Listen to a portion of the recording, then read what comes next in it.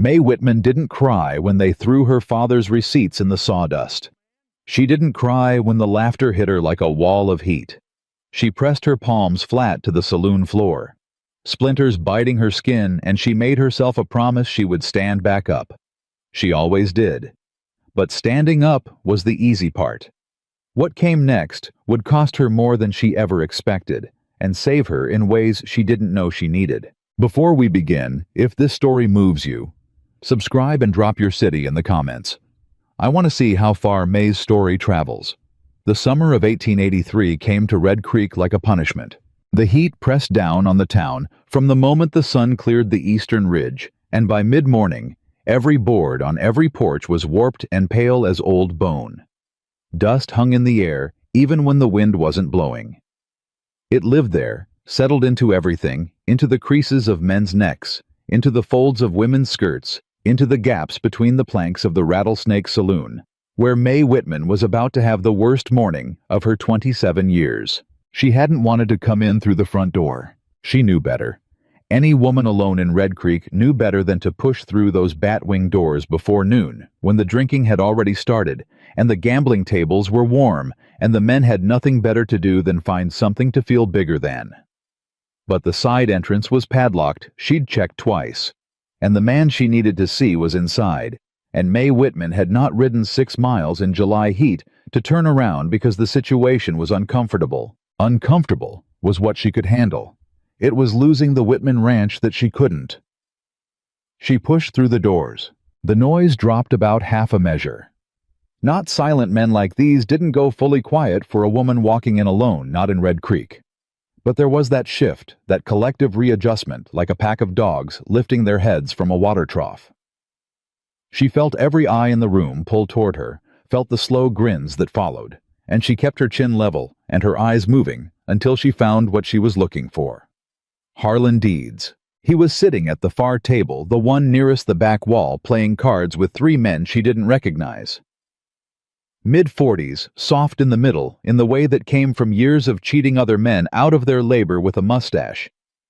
He waxed too carefully, and fingers that had never done a hard day's work. He was the man her father had trusted to register the land deed transfer before he died. He was the man who had taken the filing fee and come back with paperwork that Mae had only recently realized might not be worth the ink dried on it. She crossed the room. The floorboards were sticky underfoot. She could smell last night's whiskey sour and warm, and beneath it something else, boot leather and tobacco, and the particular smell of men who'd been sitting in close quarters since before breakfast. Nobody moved to stop her. They were all watching too carefully for that, too pleased with the situation, already sensing something was coming that they could enjoy. Mr. Deeds. He looked up from his cards. He took his time about it. Well? He leaned back in his chair, letting it creak. Mae Whitman, you look like something the heat dragged in. One of the men across from him snorted. She didn't look at them. I need to talk to you about the deed registration, she said. The county assessor's office sent a notice to the ranch last week. They say there's no record of the transfer. They say the land is still listed under my father's name, and since he died without a registered heir. That don't sound like my problem, Deeds said pleasantly. You took $20 from my father 3 months before he passed. You told him you'd file the transfer personally. You looked him in the eye and... I told your daddy a lot of things. He set his cards face down on the table carefully.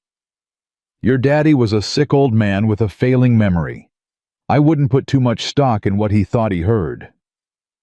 The blood came up in her face so fast it made her dizzy. My father was sharp until the week he died, she said, and her voice came out quieter than she intended, which was worse. Quieter meant she was closer to the edge than she wanted to be, and men like Deeds could smell that. I have a receipt with your name on it. Receipts get mixed up all the time.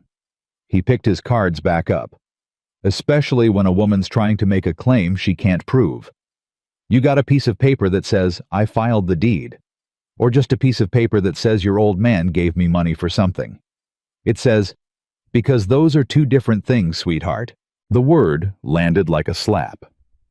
She heard someone at the bar laugh a low rolling sound, the kind men make when they want to signal to each other that they're all on the same side, and the side isn't hers. She reached into the canvas satchel at her hip and pulled out the receipt. It was folded into quarters slightly soft at the creases from being handled. She'd read it so many times the ink had started to blur at the folds. She set it on the table in front of him, smoothing it flat with her palm. He glanced at it. Then he reached out and picked it up between two fingers, holding it the way a man holds something he's about to throw away.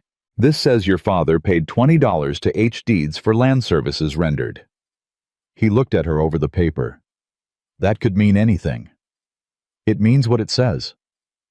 Or it means your daddy hired me to look into something and I looked into it and what I found wasn't what he was hoping for. He shrugged. Sometimes that's how it goes. Give me back that receipt. Or what? He set it on the table, but not in front of her, closer to his side, closer to his cards. His voice had dropped its pleasantness. What was underneath wasn't anger exactly. It was boredom. The particular boredom of a man who had done this before and already knew how it ended. You going to take me to the Sheriff Clyde Morrison's going to spend his afternoon on a dead man's handwriting because a woman came into his office upset. He smiled. Go ahead, May. You go ahead and try. She reached for the receipt. His hand came down on top of hers. Not hard enough to hurt, but hard enough to stop her, hard enough that she had to either pull against him or stand still. And either way, the room saw it. She pulled. He let go, but he'd already moved the receipt back, and when her arm came free with nothing in it, the motion threw her off balance. She stumbled. The satchel swung into the edge of the table. The cards scattered. One of the other men grabbed his whiskey glass before it went over, and in the half-second of chaos, Deeds shoved back from the table, not reaching for her, not doing anything anyone could name exactly, and the edge of his chair caught her in the hip, and she went down. The floor came up hard. Her palms hit the sawdust first, then her knees, and for a moment, she was just there on the floor of the Rattlesnake Saloon in Red Creek in the middle of the morning, with splinters in her hands and sawdust on her dress and 20 men looking at her. The laughter started somewhere on her left. It moved through the room like something rolling downhill slow at first, then picking up, then loud enough that she could feel the vibration of it in the floorboards beneath her palms. She did not cry. She had made herself a promise about that somewhere around the 3rd week after her father died, when she'd realized the weight of what she was carrying, and understood that crying about it was a luxury she couldn't budget for. So she pressed her palms flat against the sticky boards, and she breathed, and she looked at the sawdust 2 inches from her face, and she did not cry.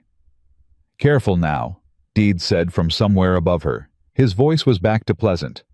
Floor's slippery. More laughter. She started to push herself up. You need help, someone at the bar called out. It wasn't an offer. It was a punchline. She got her left foot under her, then her right.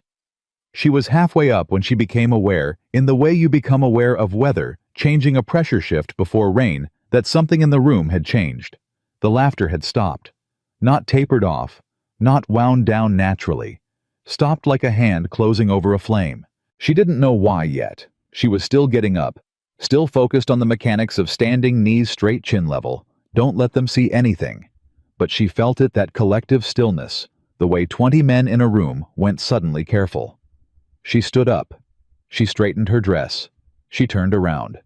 There was a man in the far corner of the room that she hadn't noticed when she'd come in. He was sitting at the corner table, the one angled, so it had sight lines to both the front door and the bar. The kind of seat a man chose deliberately, not for comfort. He had a cup of coffee in front of him, not whiskey, and a hat pulled low enough that she hadn't clocked his face from across the room when she'd been scanning for Deeds.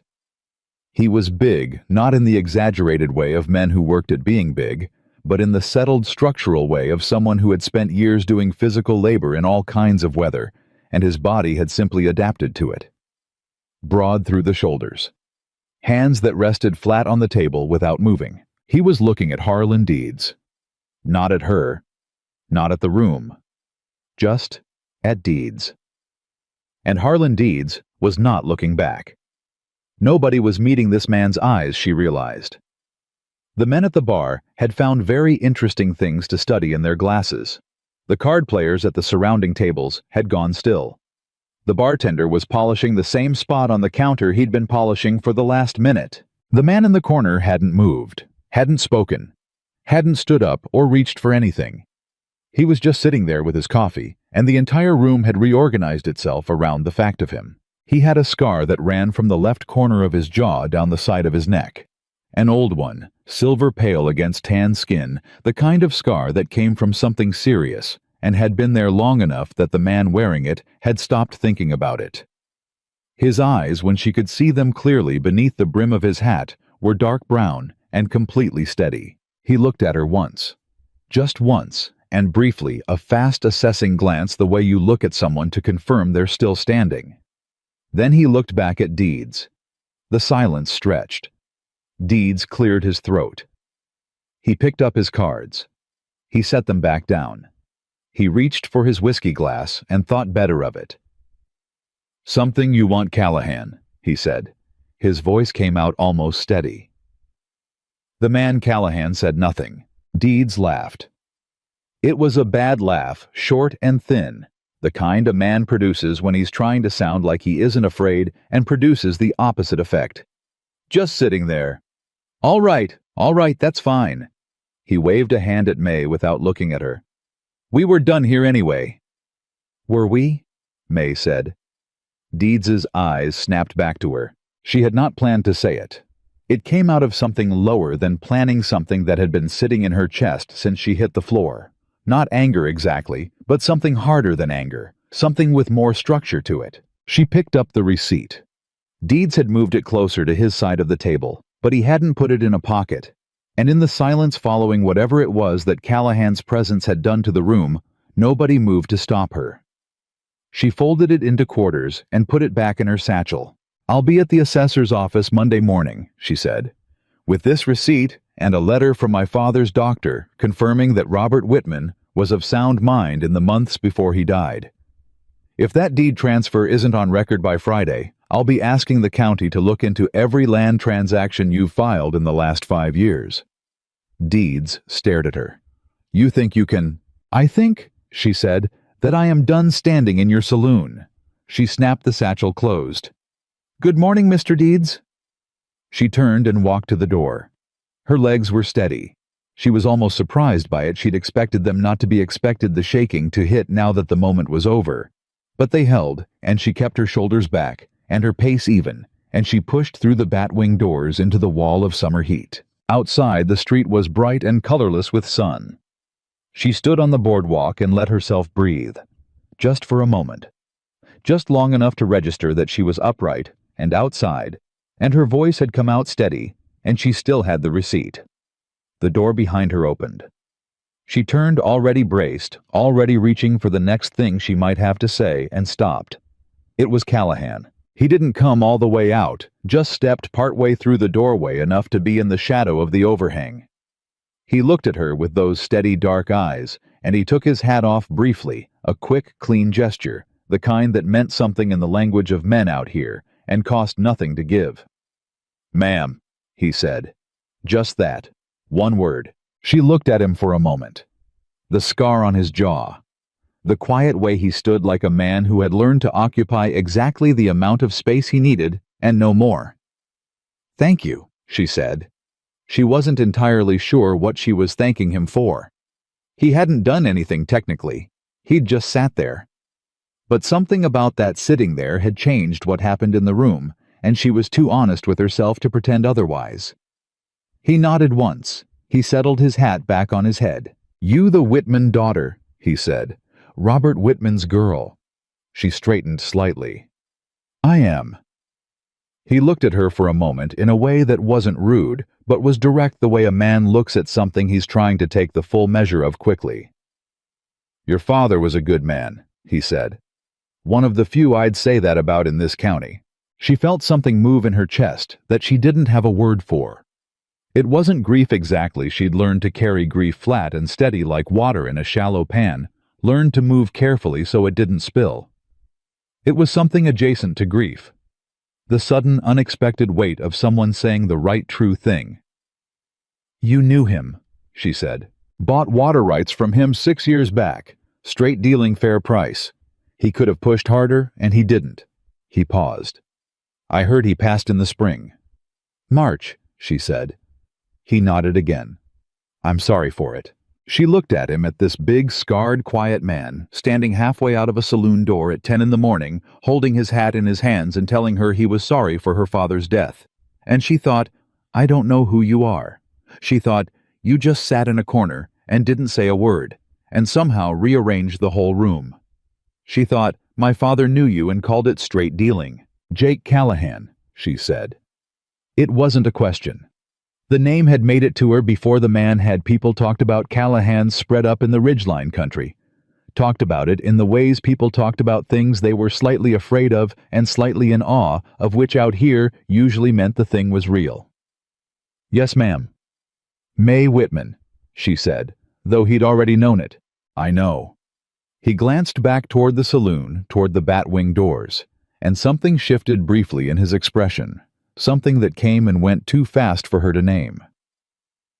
Deeds is going to be a problem. He already is a problem. A bigger one. He met her eyes again. He's not working alone on this. The paperwork issue with your deed that doesn't happen by accident. Somebody helped it not happen. She went still. What do you mean? I mean, Harlan Deeds couldn't find the county recorder's office without assistance, and somebody with more reach than him has been buying up land claims in this part of the territory for the past 8 months. Your father's spread sits on the only ridge access to the North Grazing Plateau. He paused. That makes it worth something to someone who wants to control what goes in and out of there. She stared at him. The heat pressed down on both of them. Somewhere down the street, a horse stamped and blew. She was aware distantly that people on the boardwalk were finding reasons to slow down near them to appear occupied with things that required them to stand within earshot. Who? She said. Don't know yet. He said it like a man who intended to know. But I'd suggest you don't go back in that saloon alone. And I'd suggest you get your father's papers, all of them, not just the receipt, somewhere safer than your ranch, until you know who you're dealing with. She looked at him steadily.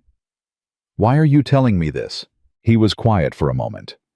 Not evasive, she had the sense that he said exactly as much as he meant to say, and silences with him weren't hesitation, they were punctuation. Your father did right by me, he said finally. And what happened in that room wasn't right.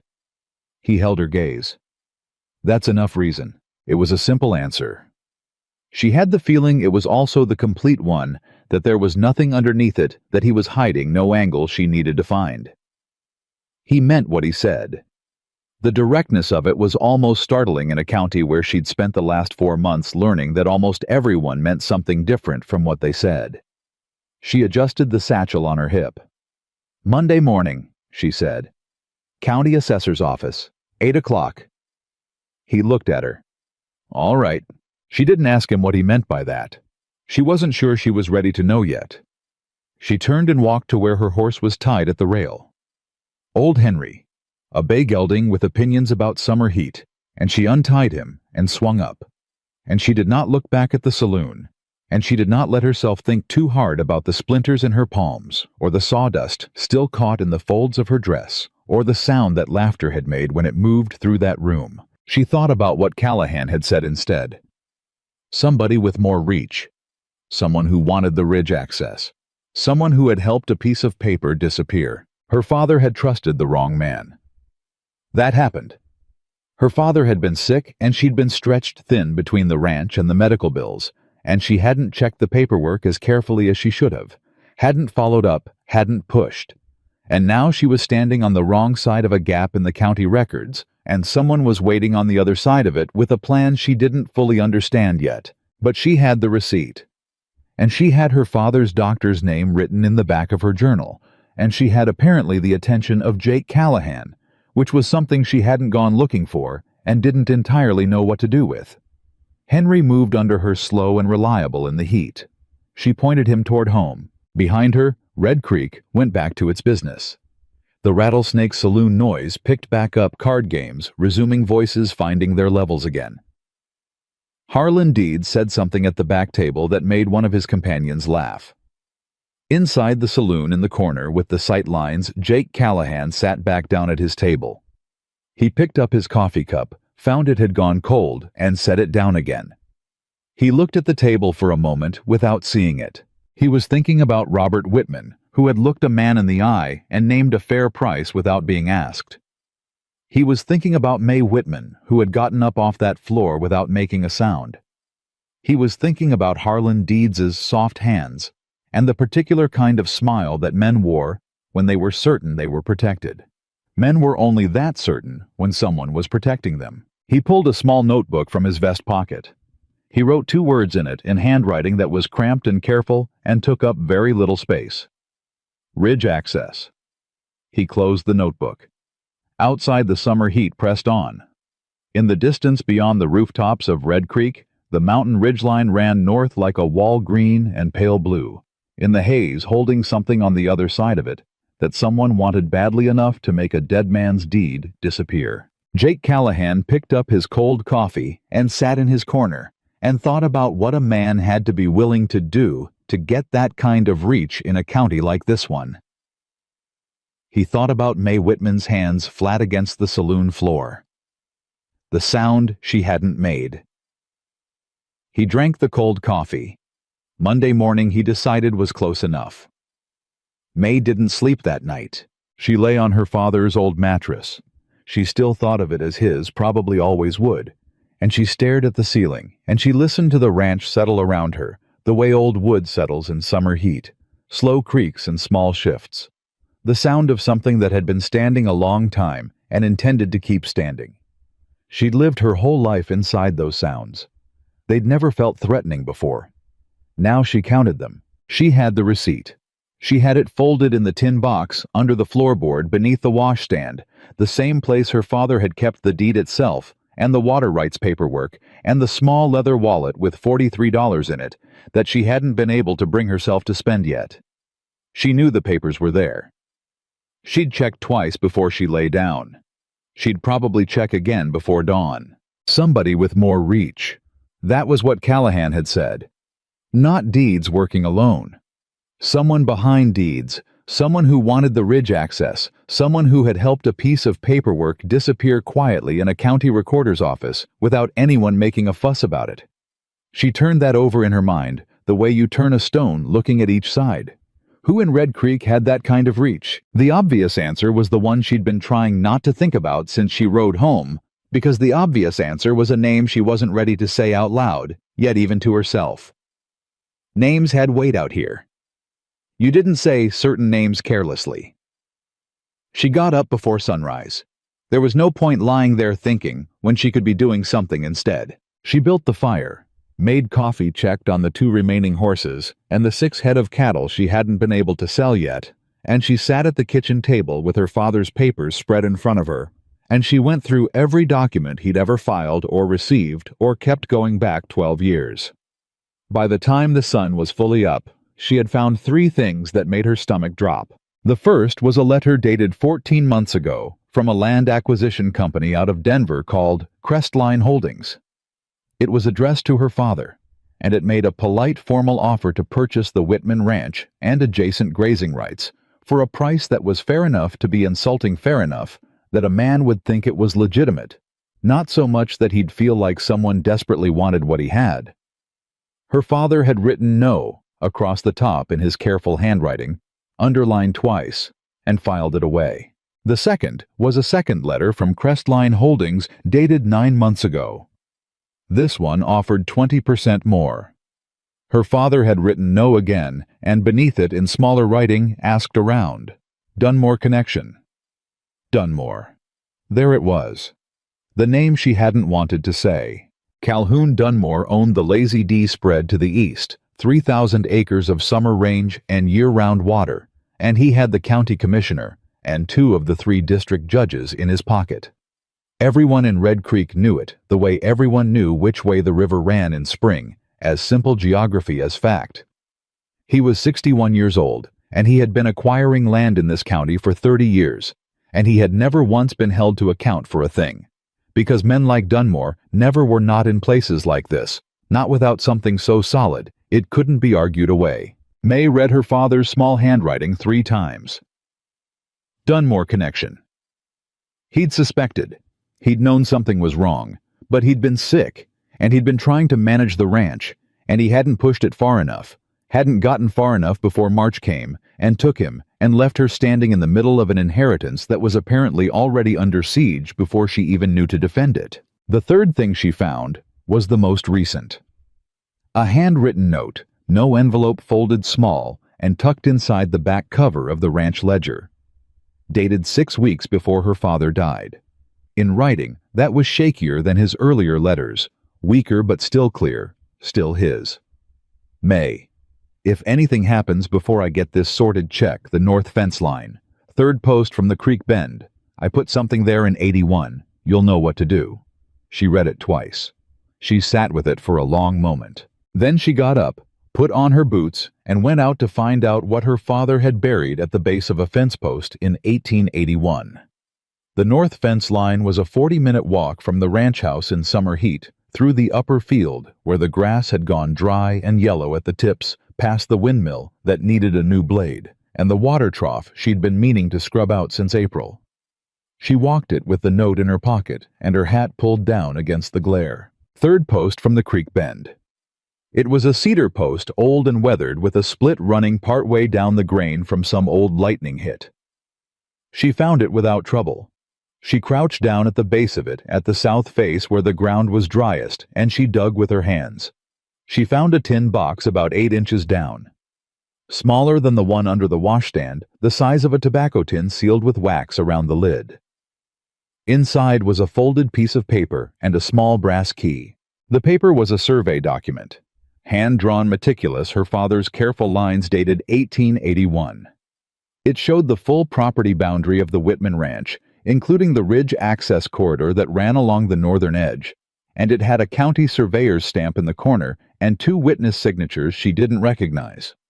But what made her breath stop was what was written in the margin in fresh ink, much more recent than 1881, the ink dark where the rest of the document had faded to gray. Her father's handwriting again from some time in the last year of his life. This is the original. Deeds has a copy, a false one. The line is moved. Compare carefully. The ridge belongs to us.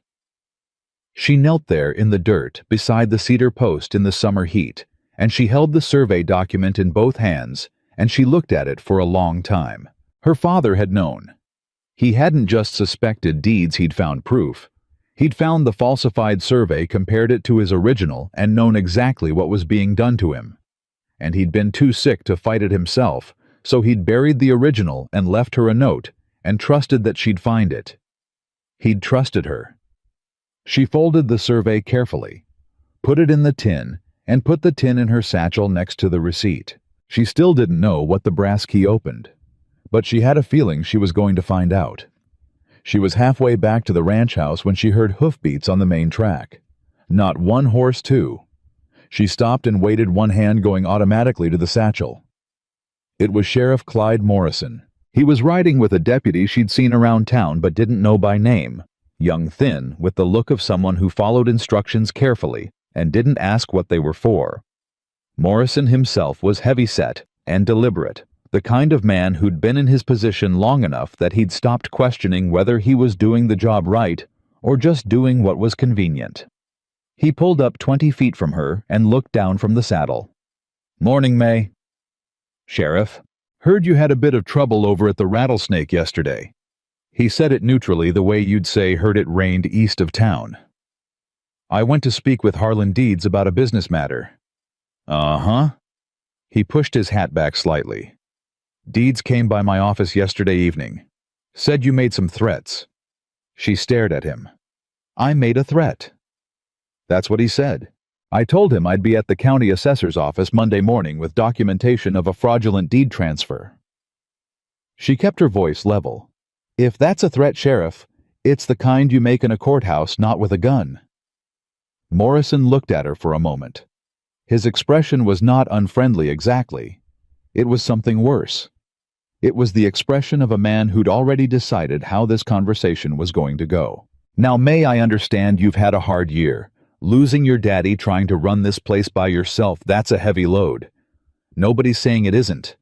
He paused. "But making accusations against a man like Harlan Deeds without solid ground to stand on, that's the kind of thing that makes a woman look unstable. Makes it hard for people to take her seriously when she comes in with other concerns." The word unstable sat in the air between them. She felt something cold move through her chest despite the heat. She recognized what he was doing, the framing of it, the gentle, regretful tone, the suggestion that her grief made her unreliable. It was a very old move, and it worked on people who didn't see it coming. She saw it coming. "Thank you for your concern, Sheriff," she said. "I'll see you Monday." His expression shifted slightly, something behind his eyes tightening. "Deeds also mentioned Jake Callahan was in the saloon." She said nothing. "You want to be careful about the company you keep, May. Callahan's got history in this county that doesn't do anybody favors." He let that sit for a moment. "Man like that Roughneck Range wars no settled roots. That's not the kind of association that helps a woman trying to establish her claim to a property." "I appreciate the advice," she said. She didn't move. She didn't shift the satchel on her hip. She stood in the dry grass in the summer heat, and she looked up at him, and she kept her voice exactly as polite as it needed to be. "Is there anything else?" A long pause. "Just wanted to check on you," Morrison said. He pulled his hat back down. "Neighbor thing to do." He turned his horse. The deputy followed without a word. She watched them ride back down the track toward the main road, and she stood there until they were out of sight, and then she let herself breathe. Deeds had moved fast, less than 24 hours, which meant she was right, which meant the deed wasn't just a paperwork error, wasn't just Deeds being sloppy or crooked on his own account.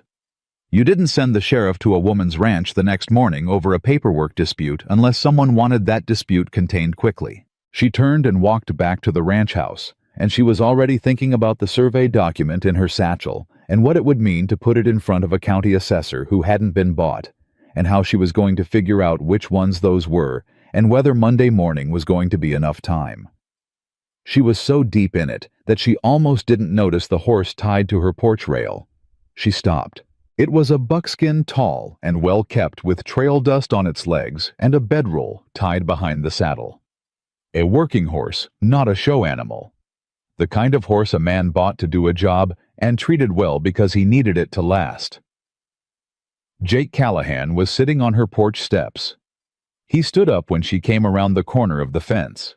He had his hat in his hands, and he looked at her with those steady dark eyes, and he waited while she covered the last 20 yards between them. "You could have knocked," she said. "I knocked. Nobody answered." He paused. "I heard Morrison's horse on the road going out." She stopped in front of him. The satchel was heavy on her hip. She looked at him, the scar, the stillness, the way he held himself like a man with no need to explain his presence anywhere. "He came to warn me off," she said. "Called me unstable. Mentioned you specifically." Callahan's jaw moved slightly. Not quite a reaction, more like a confirmation of something he'd already calculated. "How much did you find?" he said. She looked at him. "What makes you think I found something?" "You went out to the north field this morning," he said. "I saw you from the road when I came up the track. You were walking north." He paused. "And Robert Whitman told me 6 years ago, when we were settling the water rights, that if he ever found himself in real trouble, he'd buried insurance on the property line." He said it like a man who meant it. Another pause. He was that kind of man. She was quiet for a moment. The summer heat pressed down on both of them. "He found the original survey," she said. "He knew Deeds had a false copy. The false copy moves the ridgeline. It removes the access corridor from Whitman land entirely." She opened the satchel and held up the tin. "This is the original, hand-drawn county stamp, 1881 witnesses." Callahan looked at the tin. Something in his face changed, not dramatically, but the way a man's face changes when a thing he suspected turns out to be true, and being right about it gives him no pleasure. "Crestline Holdings," he said. She went still. "You know about them." I've been watching them work for 8 months. His voice was quiet and completely even. They've taken 3 properties in this county since last fall. 2 by purchase below market, both sellers in some kind of financial pressure before the sale. 1 by a deed dispute that resolved in Crestline's favor inside of 3 weeks, which is fast enough that you'd need a judge in your pocket to manage it. Dunmore, she said. He looked at her directly. Your father wrote his name down. He asked a question, Dunmore Connection, with a question mark. It's not a question anymore. He said it flatly. Dunmore's been the money behind Crestline since before they filed their first claim in this county. He uses them to acquire land he doesn't want his name on publicly, then folds the properties into his holdings after the transaction's been through enough hands that nobody looks back far enough to find him. He paused. He's been doing it in 3 counties. Nobody's put it together because each county only sees its own piece. She stared at him. How do you know this? Because he tried it on me 2 years ago. He said it without heat. Different county, different company name. I had the paperwork to fight it, and I did. But I lost 6 months and more money than I had easy, and afterward I started paying attention to how he works. He looked at the tin in her hands. That survey document, that's the kind of thing that could stop him, if it goes to the right people. The assessor's office. Not the county assessor, he said. Not here. Morrison's in his pocket, and whoever's running the assessor's office got appointed through the county commissioner's recommendation, which means Dunmore signed off on it. His voice was quiet, but the weight of what he was saying was not. You need to go to the federal land office, territorial surveyor's jurisdiction. They're above the county structure. She was quiet for a moment, taking it in. The federal land office was 2 days' ride, 2 days each way, and between now and then, she had a ranch with no one on it, a deed that didn't legally exist, and a sheriff who'd already paid her a friendly visit. If I leave, she said slowly, the ranch is empty. He looked at her. I know. And deeds or whoever's behind deeds, they'll know I've gone. Yes. So someone needs to be here, she said. She looked at him steadily. That's why you came this morning. He didn't look away. I came because you need a witness when you go to that land office. Someone who's filed federal complaints before and knows how that process works. And yes, because you can't leave this property empty for 4 days while you're doing it. She looked at him for a long time. This was not a man she knew. She'd met him twice, once across a saloon room, without a word exchanged, once on a boardwalk with 30 seconds of conversation. She knew his name because the county talked about him. She knew her father had trusted him. She knew he'd sat in a corner without moving, and somehow emptied a room of its cruelty. She knew he hadn't had to come here this morning. Who watches the ranch while we're gone? She said. I've got 2 hands I trust, he said. Brought them down from the ridge last night when I heard Morrison was making visits. He paused. They'll be here by noon. She looked at him. You thought this through before you came? Yes, ma'am. You were going to offer all of this before you knew about the survey? Yes, ma'am. She was quiet again. She thought about her father's handwriting in the ledger. You'll know what to do. She thought about Morrison's voice, the word unstable delivered with a neighborly smile. She thought about the survey tin in her hands and the brass key she still didn't know the purpose of. She thought about the fact that someone had tried to do to Jake Callahan what they were doing to her, and he hadn't let them, and he was still standing. We leave tomorrow morning, she said. Early. Something moved in his expression, not quite relief, but something in the direction of it. Yes, ma'am, he said. And Callahan. She held his gaze. This is my land. My father's survey, my deed, my fight. You're here to help, not to carry it. He looked at her for a moment. Then he nodded once with a kind of simple seriousness that told her he understood exactly what she meant. Wouldn't have it any other way, he said. She turned and went up the porch steps and pushed open the door to the ranch house. She put the tin on the kitchen table and sat down across from it and looked at it.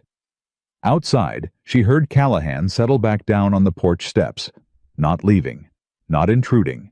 Just present the way a man is present when he's decided something matters, and he intends to be useful about it. She thought about the brass key. She pulled it out of the tin and held it up. Small, plain, the kind of key that fit a lockbox rather than a door. Her father's handwriting on the note hadn't mentioned it specifically, just said, "You'll know what to do." She hadn't known yet. She still didn't quite. But she had a feeling it mattered. The kind of feeling her father had trusted all his life, that careful instinct that said, "This is important, pay attention." The feeling she'd inherited whether she'd wanted to or not. She set the key on the table next to the tin, and the survey document and the receipt. 3 pieces of something larger. She needed to find the rest of it before Monday. Before whoever was watching this ranch figured out that she'd been out to the north fence line. Before Dunmore, because it was Dunmore, her father had known it, and Callahan knew it, and now she knew it before he decided that the friendly sheriff's visit hadn't been enough. She got up and started going through her father's papers again. More carefully this time. She knew what she was looking for now. She was looking for whatever that key opened and what was inside it, and whether it was going to be enough to take down a man who had been doing this for 30 years across 3 counties without anyone stopping him. Outside, the summer heat pressed on.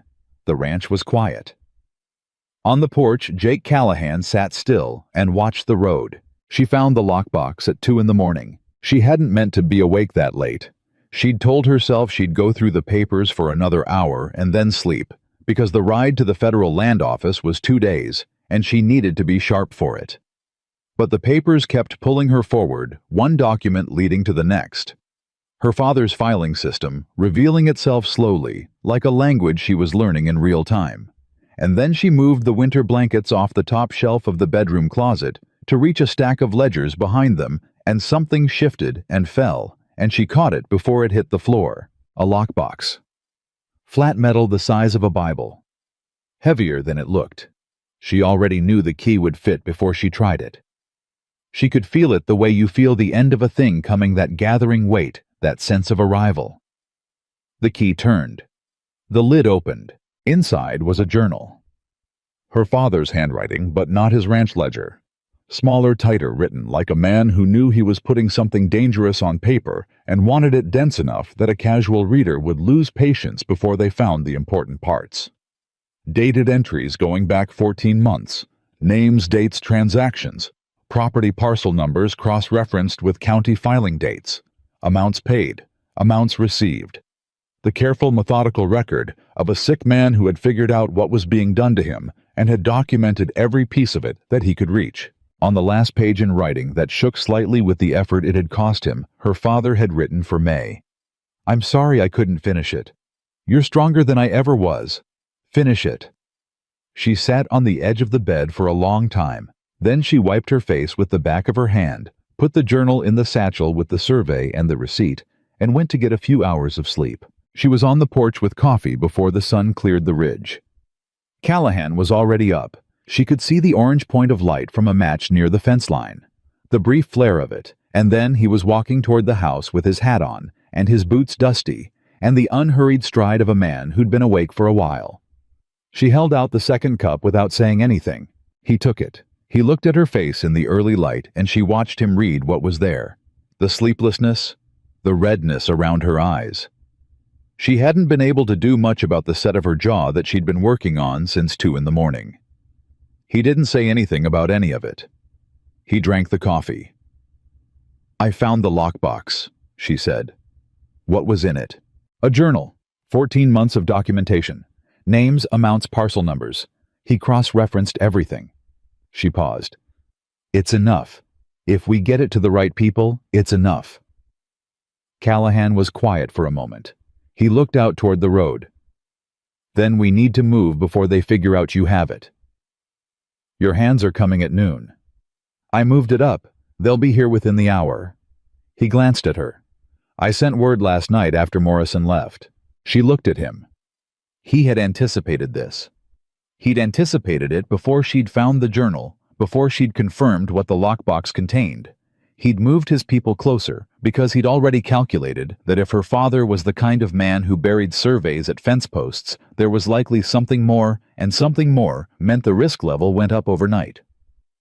"You're good at this," she said. "Spent 2 years learning how Dunmore operates," he said.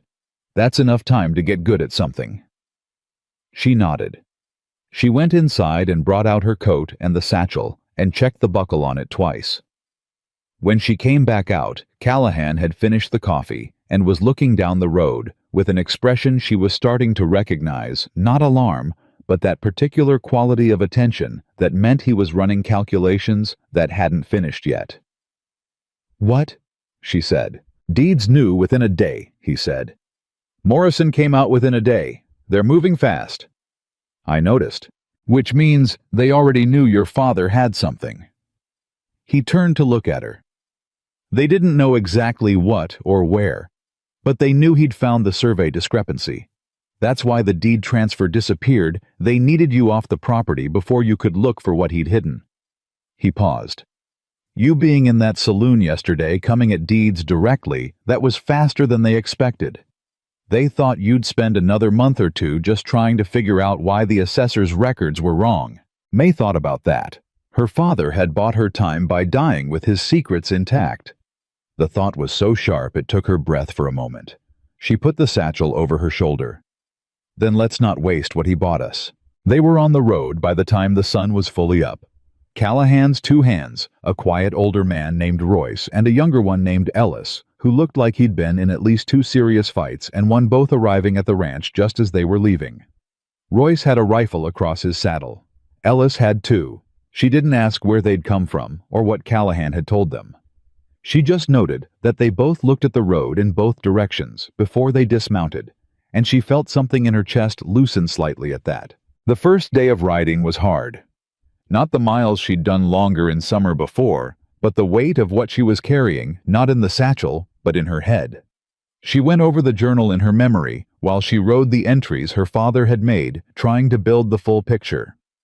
Crestline Holdings, 5 properties, 4 in this county, 1 across the territorial line. Dunmore's name appeared only twice in the journal. Directly her father had been careful, had documented actions rather than attributors where he couldn't prove the connection. But the parcel numbers tied to Crestline's acquisitions matched exactly with land that sat along the same ridge access corridor as the Whitman spread, and the timing of the acquisitions tracked precisely with Dunmore's movements to expand his summer grazing range. He was building a wall. That was what it was. A line of controlled properties along the ridge that would give him exclusive access to the North Plateau. Grazing close off competing ranchers forced them to pay his terms for passage or just wait until the financial pressure drove them to sell. Her father's ranch was the last piece. Callahan rode mostly quiet beside her. He spoke when he had something to say and didn't fill silence with words to replace it, which she appreciated. Somewhere in the middle of the afternoon, when the heat was at its worst and both horses were moving slower, and she was thinking about water and the next creek crossing, he said, "There's something you should know about the Federal Land Office." She looked at him. "The supervising agent there is a man named Garrett Holt. I've dealt with him before on my own complaint 2 years ago. He's honest, genuinely, not just functionally. But he's careful. He's not going to move on a complaint against a man like Dunmore based on a survey document and a personal journal, even a detailed one. He'll need corroboration, something outside your family's direct interest." She thought about that. What kind of corroboration? Other claimants? Other people who've been through what you've been through and can say so on record? He paused. The 2 families who sold under pressure, I don't know if either of them understood what was being done to them. If one of them did, if they'd be willing to make a statement. The Brower family sold 8 months ago, she said. It came out before she thought about it. She'd heard it in town, filed it away as sad news. Old Carl Brower, whose wife was ill, who'd been behind on his taxes, who'd taken a price everyone thought was low, but nobody questioned, because a sick wife and back taxes explained a lot. Callahan looked at her. "You knew them. My father did. Carl Brower and my father went back 20 years. He came to my father's funeral." She paused. "He cried. He was one of 3 men who cried." A moment of silence. "Then he might talk to you," Callahan said quietly. "He might talk to you in a way he wouldn't talk to a stranger." She looked at the road ahead. Carl Brower lived 30 miles south of the route they were riding.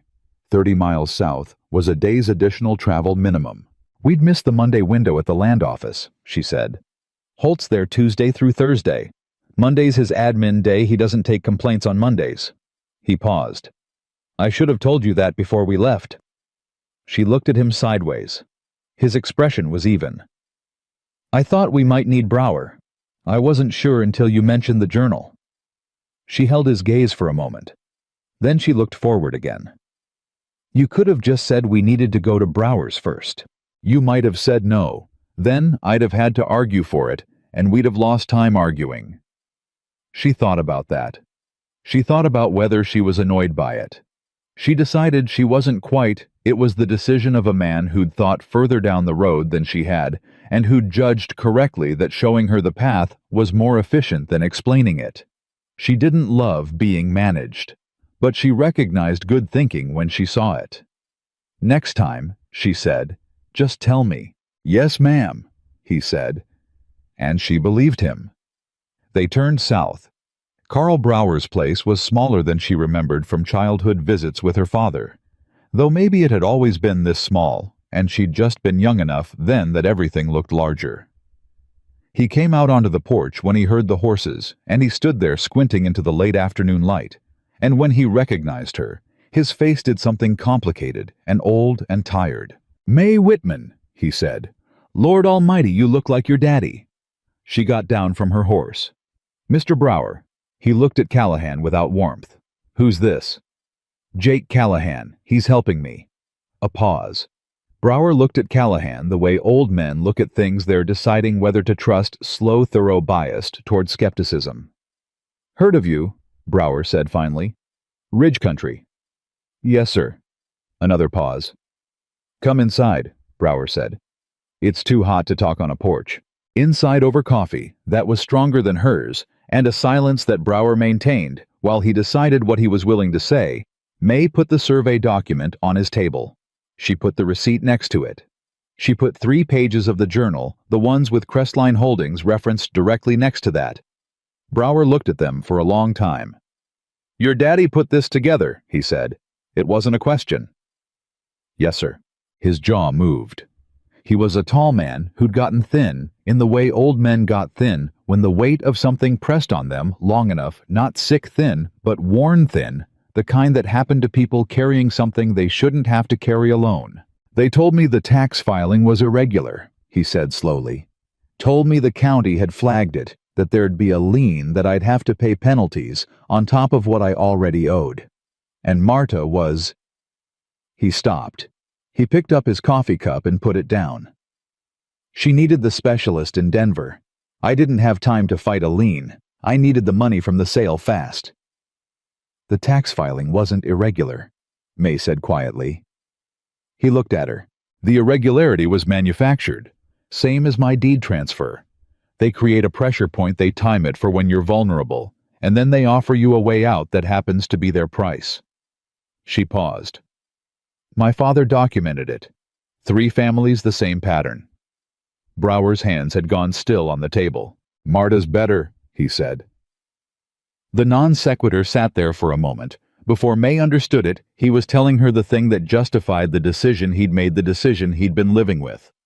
I did it for Marta. She's better. It was worth it. I'm glad, May said. And she meant it. He looked at her for a long moment. Then he looked at the documents on the table. What do you need from me? A statement. Written, signed, dated. What you were told about the tax irregularity, who told you the timeline of the sale. She paused. You don't have to go to the land office yourself if you can't make the ride. A sworn statement witnessed by someone reliable. I'll go, he said. She looked at him. I'll ride up with you, he said.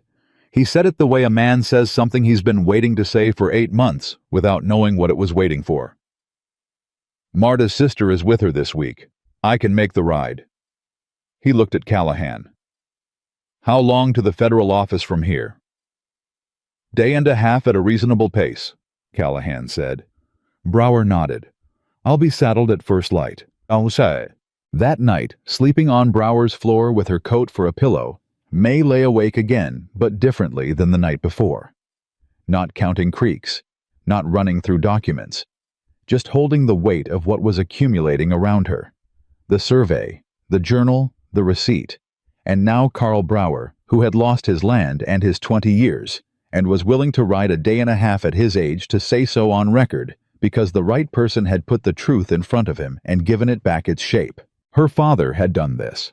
This web of careful documentation, this buried trail he'd built it so that she'd have something to carry forward, and she was carrying it, and now it was gathering other people to it, the way moving water gathered things. She thought about Jake Callahan on his bedroll near the door.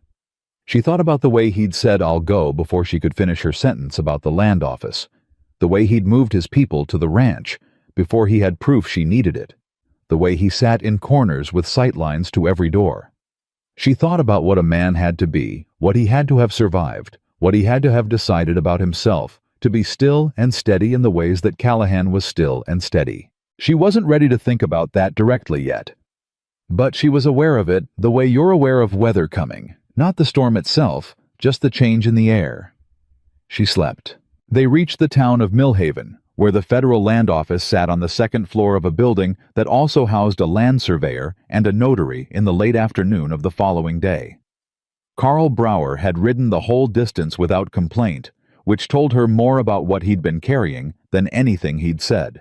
Agent Garrett Holt was a compact man in his 50s, with reading glasses on a cord around his neck, and the expression of someone who had spent 20 years separating genuine complaints from time-wasting ones and had gotten very efficient at the process. He looked at May, then at Callahan, then at Brauer, and then at the satchel. "Sit down," he said. She laid everything on his desk in order, the receipt first, then the original survey with her father's margin notes, then the 3 journal pages. Then, while Holt was reading, Brauer put his own account on the table, a written statement he'd composed the previous evening at his kitchen table, witnessed by his wife's sister, who had legal training from before she married. Holt read in silence.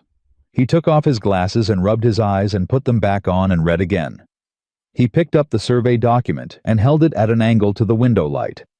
He said, "This margin notation is recent. Last year, roughly." "Between February and March of this year," May said. "My father died in March." Holt set the document down carefully. "Crestline Holdings." He said not to any of them in particular. He said it like a man placing a stone in a pattern he'd been building for a while. May went very still. "You know that name," she said. Holt looked at her over his glasses. "I know that name," he said. He opened the bottom drawer of his desk and pulled out a folder. It was thick, substantial, the kind of file that had been accumulating for a while. He put it on top of the documents she'd laid out. "Complaint filed out of Harmon County 8 months ago. Land dispute deed irregularity, surveying discrepancy." He opened the folder. The complainant withdrew the filing 6 months ago. No explanation given. Callahan's voice was very quiet. "Who was the complainant?" Holt looked at him for a moment. Then he looked back at May. "A rancher named Braddock," he said. "Thomas Braddock. Spread in Harmon County, North Ridge." May looked at Callahan. She watched him absorb the name and saw the moment it connected to something he knew. "Braddock's dead," Callahan said. "Riding accident. 4 months ago." The room went quiet. Holt took off his glasses. He didn't put them back on. "That's the 3rd riding accident connected to a Crestline Holdings land dispute in the last 2 years, he said. He said it slowly, like he was counting. Like he'd been counting for a while and the number had just changed. May heard the words land and felt the floor of the situation shift under her, the way a creek bank shifts when the water rises. Not collapse, but change the solid thing, becoming something else. This wasn't just a deed dispute. This wasn't just land fraud. Someone who'd tried to fight Crestline Holdings had withdrawn his complaint, and 4 months later, he was dead, and Garrett Holt had just said, "That's the 3rd." She looked at the satchel in her lap. She thought about her ranch 6 miles outside Red Creek, with Royce and Ellis watching the road. She thought about Morrison's visit, the word unstable, the careful neighborly smile. She thought about Harlan Deeds's soft hands, and the way he'd looked at her on the saloon floor. She thought about the fact that she had ridden 2 days to get here, and the people who wanted her land knew she was gone, and knew what she'd found. And if any of them were the kind of people who arranged riding accidents for complainants who got too close. "I need to send a wire," she said. Holt was already reaching for his pen. "I have a telegraph office downstairs," he said. But first, he looked at her directly with the specific weight of a man about to say something he needed her to hear completely. "I want you to understand what you've brought me. This journal, this survey, this statement." He nodded at Brower. "This is more than I've had on Crestline in 8 months of watching them work. This is enough to open a federal investigation." He paused. "But once I file that, it moves. It moves publicly, and there are people who will know within days that the complaint is active and who filed it. Do you understand what I'm telling you?" May looked at him. "I understand," she said. "File it." Holt held her gaze for a moment. He nodded once. He picked up his pen. Callahan's hand was very briefly on her arm, not grabbing, not restraining, just present for a second, the way you touch a wall to steady yourself in the dark. She felt it through her coat sleeve, and then it was gone. Outside the window, the sun was dropping behind the western hills, and somewhere back along the road they'd ridden in Red Creek, the Rattlesnake Saloon would be filling up with the evening crowd, and Harlan Deeds would be sitting at his back table, and Calhoun Dunmore would be at his ranch receiving whatever reports his people sent him. She thought about her father writing in a shaking hand. "Finish it." Holt's pen moved across the paper. She sat straight and watched him write, and she did not look away. The wire May sent from Millhaven was 12 words long. "Stay on the property. Trust no one who comes without Callahan's word. May." She handed the telegraph operator the paper and watched him tap it out, and thought about Royce and Ellis on her porch rifles across their laps, watching a road that might now have different traffic on it than it had yesterday. She'd been gone 2 days. 2 days was enough time for a lot of things to happen in a county where the sheriff owed his position to the wrong man. She went back upstairs. Holt had the journal open on his desk, working through the entries with the careful attention of a man who read documents the way surgeons read wounds, looking for the thing underneath the thing, the structure beneath the surface. Callahan was standing near the window. Brower had his written statement in front of him and was adding a postscript in his slow, deliberate handwriting, something he'd thought of on the walk back from the telegraph office. "The Braddock complaint," May said, sitting back down. "You said he withdrew it 6 months ago. Did he give any reason? Any contact after the withdrawal?" Holt looked up. "A letter. Said he'd resolved the matter privately and no longer required federal assistance." He paused. The handwriting was his. "I checked it against the original filing." "But you didn't believe it," Callahan said from the window. Holt looked at him. "I believed the handwriting. I didn't believe a man who'd spent 4 months building a federal complaint resolved it privately in 10 days without explanation."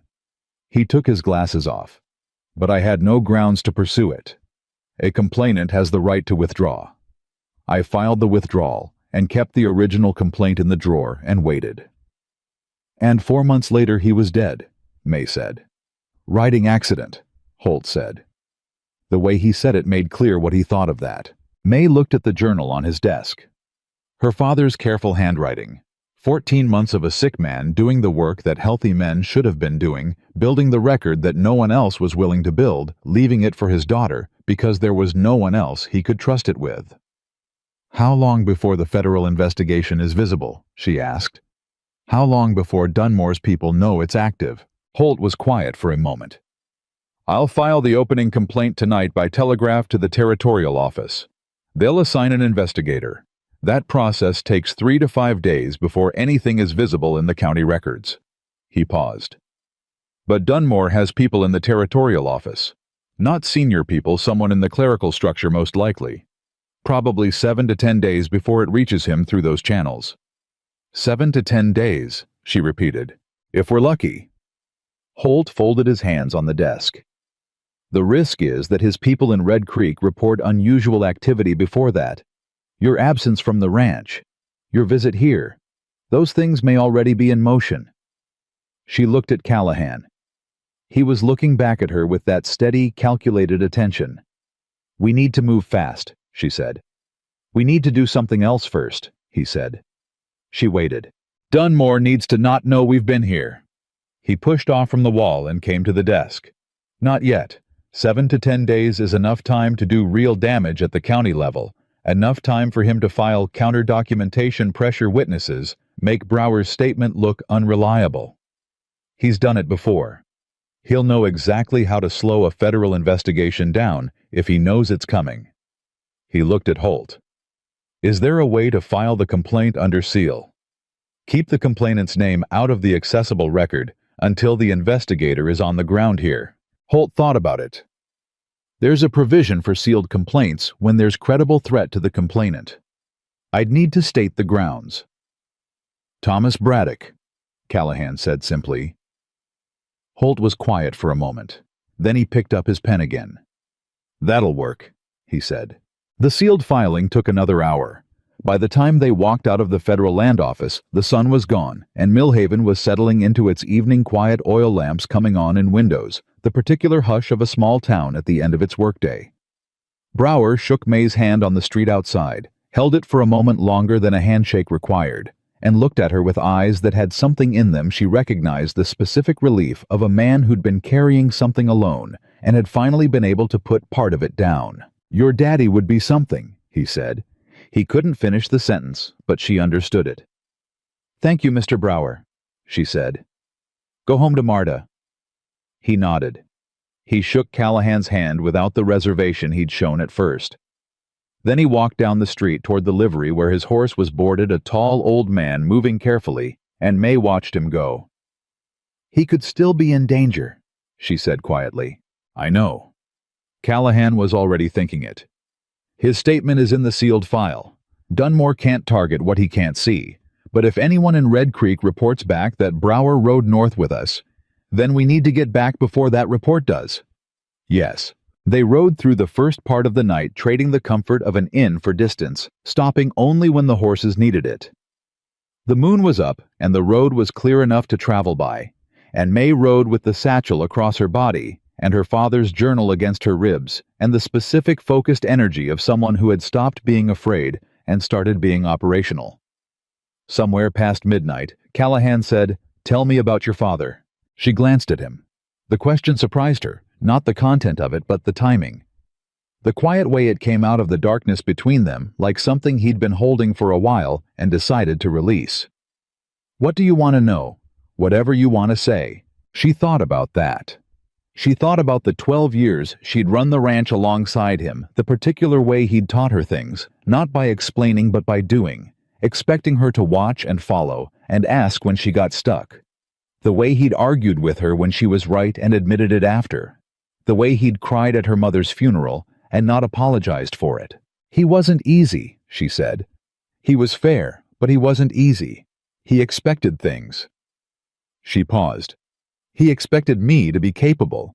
He never once suggested I couldn't do something because I was a woman, which sounds like a small thing, until you've met enough men who would have. Callahan was quiet. He was sick for almost 2 years before he died, she said. He didn't tell me for the first 8 months, just kept doing the work, kept running the ranch, kept filing papers and writing in that journal. She looked at the dark road ahead. I found out from the doctor. My father was furious. He said he hadn't told me because he didn't want me to manage him. He wanted me to keep seeing him as himself. A pause. He was himself until the last week, she said. That's rare. I know it's rare. Another silence. Then Callahan said, My father died when I was 19. Fever. 3 days from fine to gone. He paused. I had the ranch and a younger brother and no idea what I was doing. She looked at him. He was looking at the road. What did you do? She said. Made mistakes. Fixed them. Made different ones. A brief pause. Learned that a man who won't ask for help when he needs it isn't strong. He's just expensive. She thought about that. She turned it over. Is that what you're doing now? She said. Helping because you needed it once and someone did? He was quiet for a moment. Partly. What's the other part? He didn't answer immediately. She let it sit. She was learning that with Callahan, silence wasn't evasion, It was just the space a thought needed before it became words. "Your father dealt straight with me when he didn't have to," he said finally. "And you got off that saloon floor without making a sound. And what's being done to your family is wrong in a way that I know how to help fix." He paused. "Those are 3 parts." She looked at the dark road. She felt something shift in her chest. Quiet, specific, the kind of shift that you notice but don't name yet. "3 parts," she said. "Yes, ma'am." They reached the road to Red Creek in the early morning hours, and May felt the particular tension of returning to a place that might have changed in your absence, the way a soldier feels coming back to a position they left to get ammunition. She'd been gone 3 days. 3 days in which Morrison had visited, in which deeds had moved fast, in which Dunmore's operation, whatever shape it was taking now, had been running without her watching it. She saw the smoke before she saw the ranch. Not the chimney smoke of a morning fire. The low pale haze of something that had burned recently and gone cold, hanging over the tree line to the north like a stain. She pushed Henry faster without thinking about it, and Callahan was already moving alongside her, and they came up the track to the ranch at a gallop and pulled up in front of a building that was still standing. She registered that first, the walls still up, the roof still on, but the barn had not been as lucky. What was left of the barn was a framework. The horses were gone. Royce was sitting on the porch steps with a rag wrapped around his forearm and the expression of a man who had been awake for a very long time and was somewhere past angry into something quieter and harder. May was off her horse before it fully stopped. "Where's Ellis?" "Inside. He's all right, took a knock on the head, but he's up." Royce looked at her steadily. 3 men came at 2 in the morning. Didn't announce themselves. Ellis heard them at the barn first. He went out, they hit him. We traded shots in the dark. They got the horses and put a torch to the barn and rode south before we could get organized." He paused. "Nobody was killed. I don't know if that was luck or intention." May stood there looking at the burned barn. 3 days ago, she'd been on a saloon floor. 2 days ago, she'd found her father's lockbox. Last night, she'd sat in a federal land office and watched an agent write her complaint into the sealed record. And now, someone had burned her barn and taken her horses and hit Ellis on the head and left Royce with a wrapped arm, and the summer morning was getting hot already and the smoke smell was still in the air. She turned to Callahan. His jaw was set. He was looking at the track going south, the direction the men had ridden. "They wanted the horses," she said. "Not the house. They could have burned the house." "Yes," he said. "They want me unable to move, not dead." She thought it through. "If I'm dead, there's an inquiry. If I'm just stuck here without horses, without easy transport, they slow you down while they work the counterfiling," Callahan finished. "Get their own documentation in front of the county recorder before you can respond." He looked at her. "The sealed filing in Millhaven is protected. But there's nothing stopping Dunmore from filing a competing deed claim at the county level in the next few days, establishing his documentation as prior record, and then when the federal investigation surfaces, it looks like a dispute between 2 claims, not a fraud," May said. "Right." She looked at the burned barn. She thought about timing. 7 to 10 days before Dunmore's people in the territorial office saw the federal complaint. 3 to 5 days before the investigator was assigned. She needed those days to hold, needed nothing to happen at the county level that muddied the record her father had spent 14 months building. "I need to get to the county recorder's office," she said. "Today. Before Deeds or anyone connected to him files anything." "With what?" Royce said, not unkindly. "They took the horses." "Mine's still here," Callahan said. "And I'll get yours back." He said that second part with a quietness that was more alarming than volume. "Royce Ellis, can you ride?" "I can ride," Royce said. He looked at his wrapped arm. "Not fast, but I can ride. Borrow horses from Brower's neighbor. The Hendersons run stock. They'll loan short-term if you explain. Get them back here." He looked at May. "I'll take you to Red Creek on my horse double. It's 6 miles." She looked at him. "That's a working horse, not a, he'll manage 6 miles with 2 riders." He met her eyes. "We go now, we get to the recorder's office before it opens. We're first in the door." He paused. "Or we wait for horses and we lose the morning." She turned to Royce. "Ellis, is his head clear?" "Clearer than mine right now." "Tell him what happened. Tell him to write it down, everything he remembers, names if he got any descriptions. Date it and sign it." She picked up the satchel, which she'd never let off her body the whole ride home. "When Callahan gets your horses back, I want Ellis to ride that account to the Millhaven telegraph office and wire it to Agent Holt directly." Royce looked at her with the particular expression of a man recalibrating his assessment of someone. "Yes, ma'am," he said. She and Callahan were on his buckskin and moving within 4 minutes. 6 miles had never felt shorter or longer at the same time. She was behind him on the saddle, one hand on the satchel, aware of his back in front of her, and the horse's steady movement, and the fact that every minute on this road was a minute. Deeds might already be at the recorder's office a minute. Dunmore's machinery might already be turning. "Morrison's going to be a problem," she said to the back of his shoulder. "Morrison's going to be a specific problem," he said. "If he's in the recorder's office when we get there." "What do we do if he is?" "We file anyway. He can't stop a filing. He's a sheriff, not a judge." He paused. "But he can make it slow. He can ask questions, require additional documentation, delay the clerk a dozen small things that cost time. Then we need someone in that office who isn't Morrison." "Who do you trust in this county?" he asked. She thought fast. "The recorder's clerk. Young woman named Patricia Owens. She was a friend of my mother's daughter. She's not connected to Dunmore that I know of. She's only been in that office 8 months." 8 months, he said. "When did Crestline start working this county?" She went still. 8 months ago, she said. "So she was hired right as the operation started. Might be coincidence." "Might be," she said. "But she came to my father's funeral too. She stayed after most people left. She told me if I needed anything to come find her." She paused. "People who are planted don't say things like that, they stay forgettable." "Then we go to her directly," he said. "Not the front counter. Her." Red Creek was coming up on the horizon.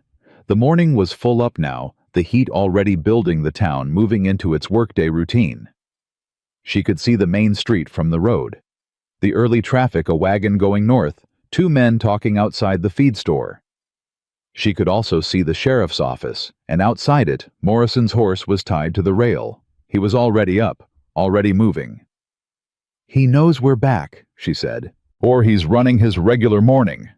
Callahan kept his voice even. "Don't assume. Move fast and let him catch up if he's going to." They came into town at a trot and went straight to the county recorder's building, which shared a block with the assessor's office and the land survey office, a row of county administration tucked behind the main commercial street. Callahan stopped the horse at the rail, and she was down before he'd fully pulled up the satchel, already open, moving toward the door. Patricia Owens was at her desk when May walked in. 26 neat, with the careful precision of someone who'd taught herself to be useful in an environment that wasn't always friendly to women who were useful. She looked up when May came in, and something shifted in her expression, not surprise, but a kind of quiet alertness. The look of someone who'd been half expecting this moment. "May Whitman," she said. "Patricia." May came straight to the desk, not the counter. "I need to file a deed correction and an original survey registration. Today. Right now, before the office formally opens." Patricia looked at the door, then at May. Then at Callahan, who had come in behind and positioned himself near the front window without being asked. "Harlan Deeds came in yesterday afternoon," Patricia said quietly.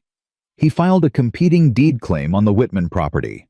Said the original transfer was never properly executed." May's stomach clenched. "He's already filed. Yesterday at 4 o'clock. Patricia's voice was careful and low. "He had 2 witnesses and a notarized statement. I processed it because I had to. It was a legal filing." She paused. "But, May, he made an error. His filing references the survey document as evidence, but the survey number he cited is registered to a different parcel. I noticed it when I was cross-referencing. I flagged it internally, but I haven't corrected the reference yet." May stared at her. Patricia held her gaze steadily. "I haven't had time to correct it yet," she repeated with a precision that was not at all about time. She understood. Patricia had found the discrepancy and left it uncorrected, left the door open, waited. "Show me what I need to file," May said. Patricia was already reaching for the forms.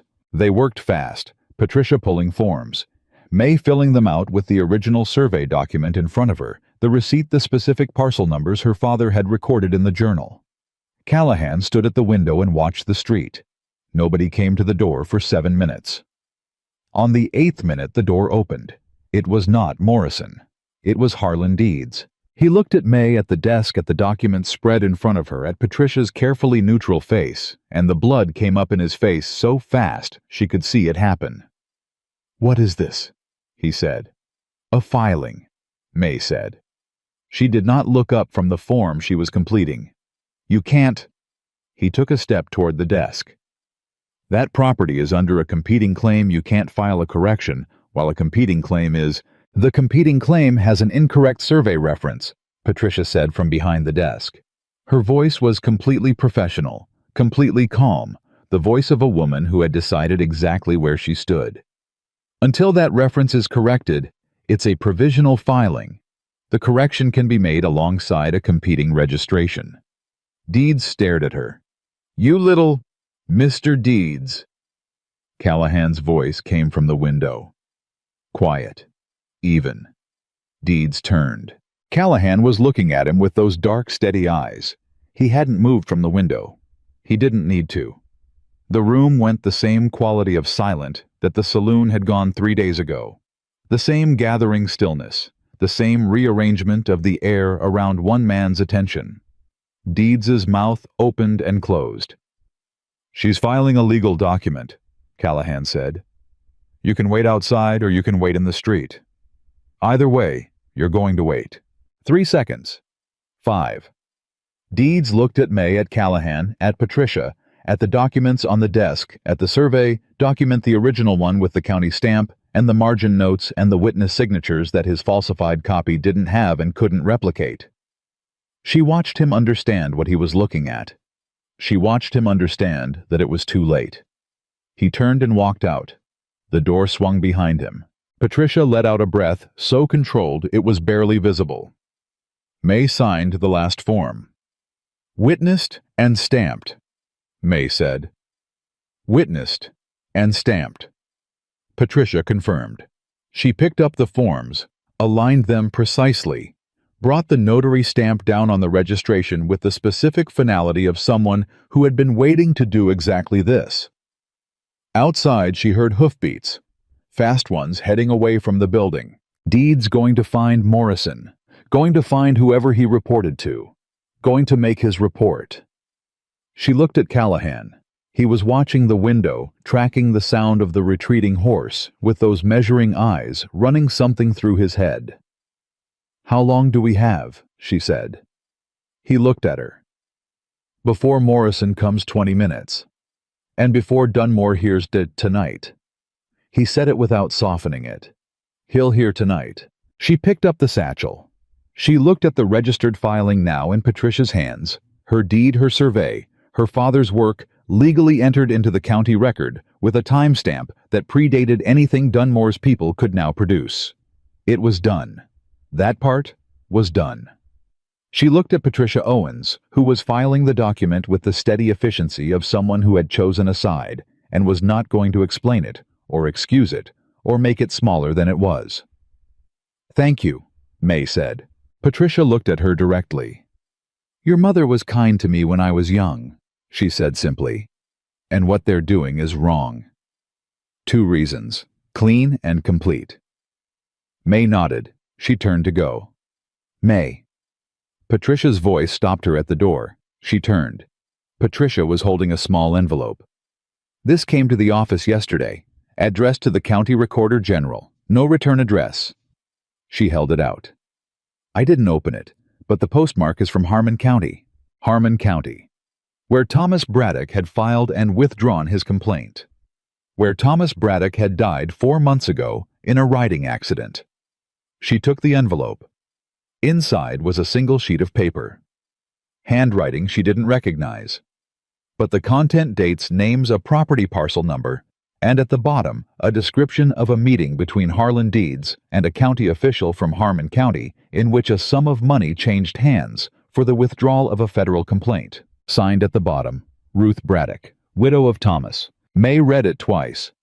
She stood in the doorway of the county recorder's office in Red Creek, with the morning heat pressing in and the sound of the town going about its business outside, and she held a dead man's wife's testimony in her hands, and she felt the weight of it, not as victory, not yet, but as something larger than herself, something that had been moving toward this point for longer than she'd known, gathering force, the way water gathers in a dry season, and then, when it finally runs all at once. She looked at Callahan.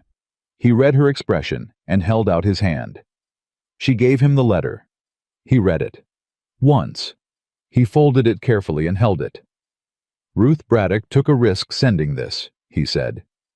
She's been waiting, May said. She's been waiting for someone to file. He looked at her. Something in his expression, the careful steadiness of it, the thing she was learning to read as its own language, shifted just slightly. Not softened exactly. Opened. Your father started this, he said. You carried it. Brower added to it. Now Braddock's widow. He paused. This is bigger than Dunmore was counting on. She took the letter back from him. She put it in the satchel with everything else, the receipt, the survey, the journal, the sealed filing number from Millhaven, and now this. Outside somewhere down the main street of Red Creek, she heard Morrison's horse. 20 minutes was optimistic, Callahan said. Yes, it was, she said. She straightened the satchel on her hip and turned to face the door. Morrison came through the door like a man who'd already decided how the conversation was going to go. He had his deputy behind him, the thin, careful one who followed instructions, and he had the particular energy of someone who'd received bad news and was redirecting it outward. He looked at May at Callahan at the desk where Patricia was sitting with her hands folded and her expression professionally empty, and he pulled himself up to his full height and said, May Whitman, I'm going to need you to come with me. May didn't move. On what grounds? Interference with a legal county filing. Deeds says you... Deeds filed a document with an incorrect survey reference, Patricia said from behind the desk. Her voice was the same careful professional calm it had been when Deeds was in the room.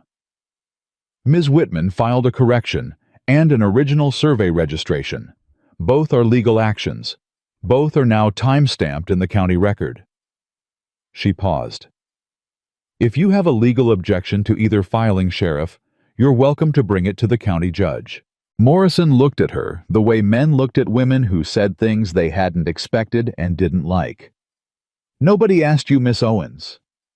Nobody had to, Patricia said. It's my office.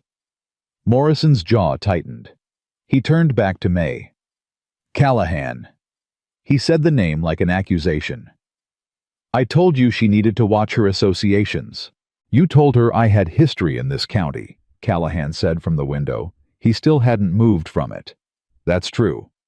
I filed a federal land complaint 2 years ago against a Crestline Holdings property acquisition in an adjacent county. I won. He paused. That's my history. Something flickered in Morrison's eyes. Fast and gone.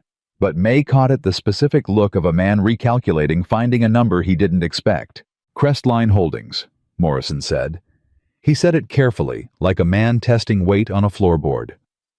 Agent Garrett Holt, Federal Land Office, Millhaven, Callahan said. He's got a sealed complaint with that name in it as of 2 days ago. I expect his investigator will be in Red Creek inside the week. He paused. That's also my history in this county, Sheriff. All of it laid out plain.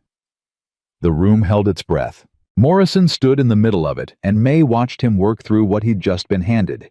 He was not a stupid man. That was the thing about Morrison that made him more dangerous than Deeds. Deeds was greedy and small. Morrison was functional and self-preserving, which meant he was capable of reading a situation and adjusting, capable of recognizing when the weight of something had shifted past the point where his position could hold it.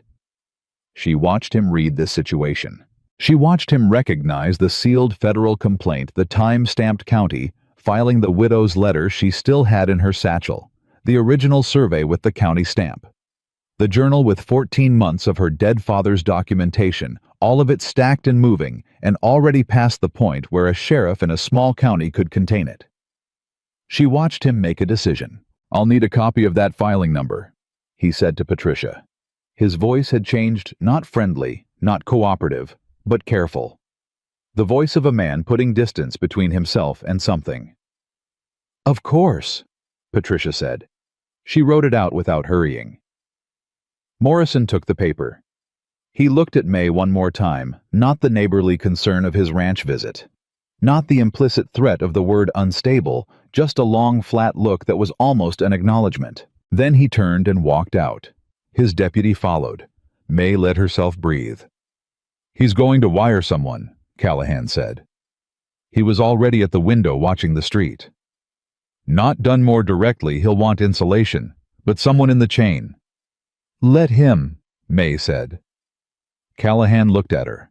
"The filing's done. Ruth Braddock's letter is in my satchel. The federal complaint is sealed in Millhaven. Morrison wiring his contacts doesn't change any of those things." She paused. "What does Dunmore do when he realizes the record is already built against him?" Callahan was quiet for a moment. "He tries to discredit the record, or he runs." "Which is he?" Another pause. "In my experience, neither immediately. First, he sends someone to talk." She looked at him. "Someone to offer a price." "Yes, ma'am." She picked up the satchel. She thought about her burned barn. She thought about the horses taken in the dark, and Ellis with a knock on his head, and Royce with a wrapped arm. She thought about a price. "Then let him send someone," she said. "I'll be at the ranch." They rode back on borrowed horses. Patricia had a cousin at the livery who arranged it without questions, which told May something about how Patricia had been living in this county for 8 months, building her own small network of trustworthy people, quietly, and without announcement. She filed that away. The ranch looked worse in full daylight than it had in the shock of early morning. The barn frame was black and skeletal against the summer sky, and the smell of cold smoke sat on everything.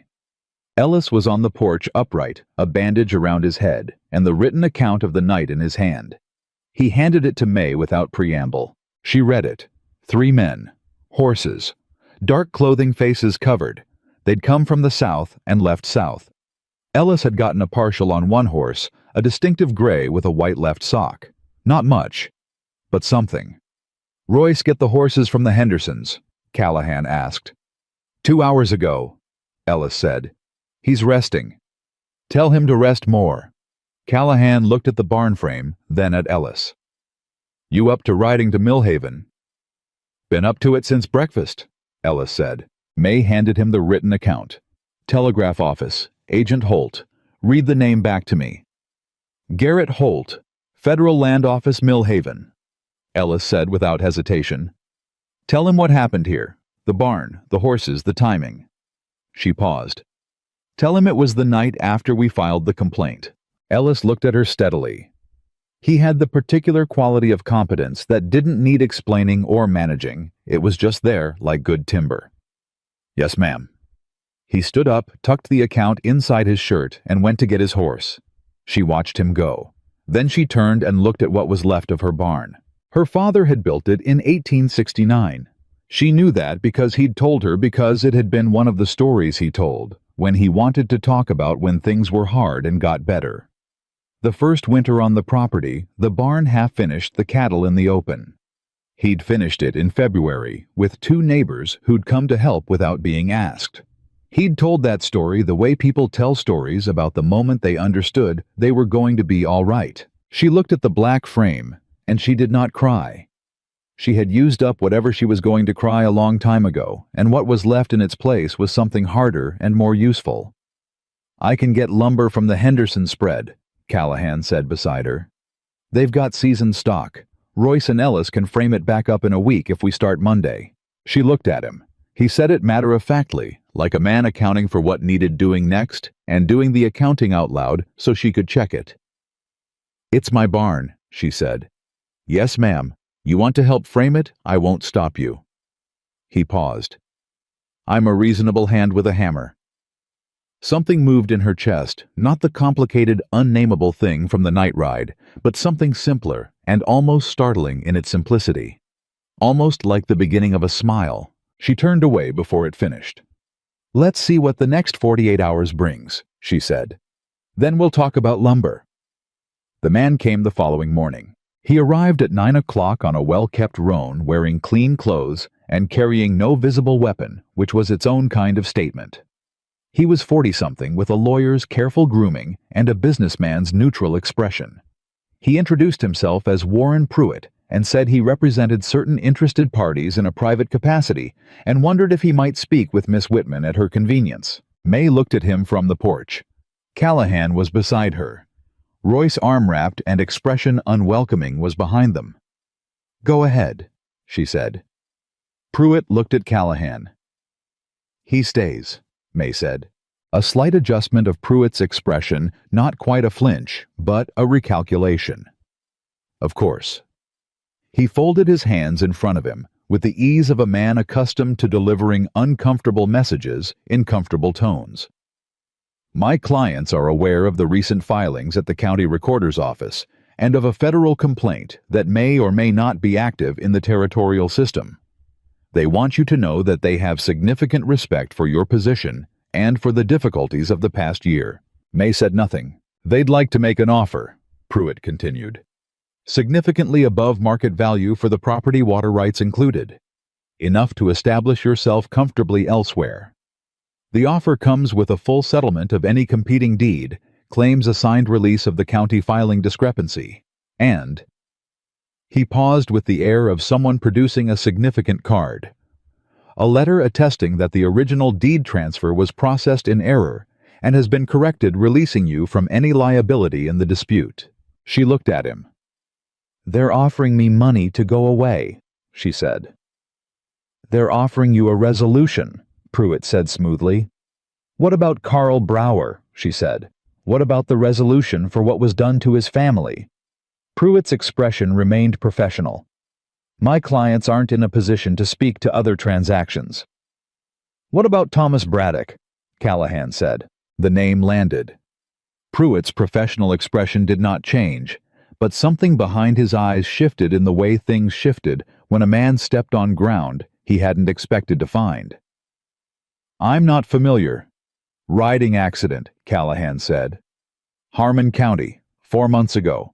His widow sent a letter to the Red Creek County Recorder's office 2 days ago." He paused. "Signed and dated." 3 seconds of silence. "That letter," May said, "along with my father's journal, the original 1881 survey, Carl Brower's sworn statement, and the sealed federal complaint are being reviewed by Agent Garrett Holt of the Federal Land Office as of this morning." She held Pruitt's gaze. "Tell your clients that the offer is declined. Tell them the only resolution I'm interested in is the one that happens in a federal court." Pruitt looked at her for a long moment. He looked at Callahan. He looked at Royce, who looked back at him with the patient expression of a man who had been up since 2 in the morning and had no patience left to perform. "I'll relay your response," Pruitt said. He picked up his reins. "Mr. Pruitt." May's voice stopped him. He looked back. "Tell your clients that I know Thomas Braddock's complaint didn't withdraw itself. Tell them I know what a manufactured riding accident looks like on paper when you put it next to a federal withdrawal letter." She paused. "And tell them that Agent Holt knows it too." Pruitt left without another word. She watched the roan go down the track. She stood on the porch in the summer heat, and she breathed, and she felt the thing in her chest that had been coiled tight for 4 days begin not to relax, not yet, but to recognize that the shape of the fight had changed. Callahan was quiet beside her for a moment. Then he said, "That was the last offer. I know. After this, whatever they do is harder, less deniable. I know that too." She turned to look at him. He was watching her with those steady dark eyes, And she met them directly. The way she'd been meeting things directly since the saloon floor, since her father's lockbox, since the moment she'd decided that going forward was the only direction that made any sense. Are you worried? He thought about it genuinely, not as a performance. Not about the outcome, he said. The record's built. The sealed filing protects it. What they do in the next few days is noise. He paused. I'm careful. That's different from worried. She held his gaze. Why does it not scare you men like Dunmore? You've seen what they do. Braddock was alone, he said quietly. He didn't have the record built before they moved on him. He was trying to fight with one document against a system they owned. He looked at her. You have 7. You have a federal agent who's been watching Crestline for 8 months and has a personal investment in this complaint succeeding. You have Brower's statement and a widow's letter, and a county clerk who flagged an error she didn't have to flag. He paused. And you built all of that in 4 days, starting from a saloon floor. She looked at him. You helped, she said. Some, he said. You knew where the fence post was. The following 5 days were the longest of her life, and also in a specific way, she hadn't expected the clearest. Agent Holt's investigator arrived on day 3, a federal deputy named Cross Compact and precise and utterly uninterested in the social hierarchy of Red Creek, who went through the county records with the thoroughness of someone who'd done this before and knew what buried things looked like. He interviewed Patricia Owens for 2 hours. He interviewed Carl Brower by telegraph. He requested Thomas Braddock's original federal complaint from the Harmon County records and compared the handwriting on the withdrawal letter to Ruth Braddock's account. On day 4, Harlan Deeds left town. He didn't announce it. He was simply there one evening and gone the next morning, his room at the boarding house empty, his personal effects cleared. Someone at the Rattlesnake said he'd gotten a wire the previous evening and gone pale reading it and left inside of an hour. May heard about it from Patricia, who heard it from the boarding house owner, who offered the information with the specific satisfaction of someone who had never liked Harlan Deeds and was not going to pretend otherwise. Morrison resigned on day 5. He walked into the county commissioner's office in the morning and put his badge on the desk and walked out. No statement, no explanation. The deputy, the thin, careful one, was made acting sheriff on an emergency basis, and he came to the recorder's office that afternoon to confirm that no outstanding actions were pending against May Whitman, which Patricia confirmed with the same professional calm she'd maintained through everything.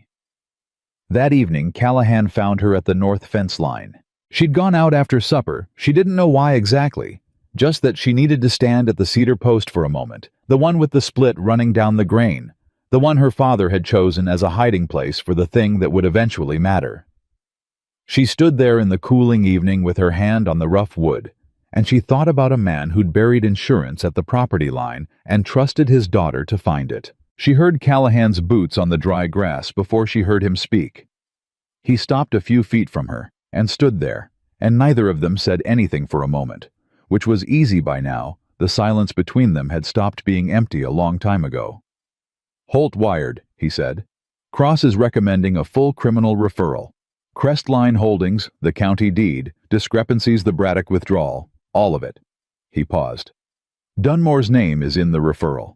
She kept her hand on the post. Officially. Officially. She closed her eyes for 1 second. Just one. Her father's voice in her memory, shaky and careful. You'll know what to do. She opened her eyes. The ranch, she said. The deed, is it clear?